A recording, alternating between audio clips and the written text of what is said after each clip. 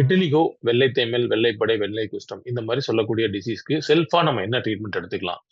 Right. First ரொம்ப ரொம்ப முக்கியமானது, அந்த இடத்துல பிக்மெண்ட் சுத்தமா இருக்காது. பிக்மெண்ட் இல்லன்றதுனால சன்லைட் பட்டா டீப்பர் டிஷ்யூ டேமேஜ் ஆறதுக்கான சான்சஸ் அதிகம். ஆனா, அத ட்ரீட் பண்றதுக்கு நம்ம சில சமயம் சன்லைட்ல இருக்க ரேஸ யூஸ் பண்ணுவோம். அத அளவா யூஸ் பண்ணுவோம். கம்மியா ஸ்பெசிஃபிக் டோஸ்ல யூஸ் பண்ணுவோம். மத்த நேரங்கள்ல அத கவர் பண்ணிக்கிறது ரொம்ப ரொம்ப முக்கியம். சன்ஸ்கிரீன் ப்ராப்பரா போட வேண்டியது ரொம்ப ரொம்ப முக்கியம்.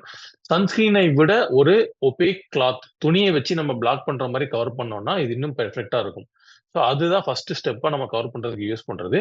2வதா நம்ம ஹெல்த் ப்ராப்ளம் வேற ஏதாவது இருக்குதா அப்படின்னு பார்த்து அத கரெக்ட் பண்ணணும். ஏன்னா, அது ஆட்டோஇம்யூன் டிசீஸ்ன்னு சொன்னா நம்ம பாடியே நம்மள அட்டாக் பண்ணுது அப்படின்னா, அதுக்கு இன்டர்னல் ஹெல்த் இஷ்யூ ஏதோ ஒரு காரணமா இருக்கும். அந்த காரணத்த டெர்மடாலஜிஸ்ட் கைடன்ஸோட அத கரெக்ட்டா விட்டமின்ஸோ இல்லன்னா தைராய்டு பிரச்சனையோ வேற என்ன பிரச்சனை இருக்குதுன்னு தேடி கண்டுபிடிச்சு சரி பண்ணோம்னா, இன்னும் அத ஈஸியா சரி பண்ணிக்கலாம்.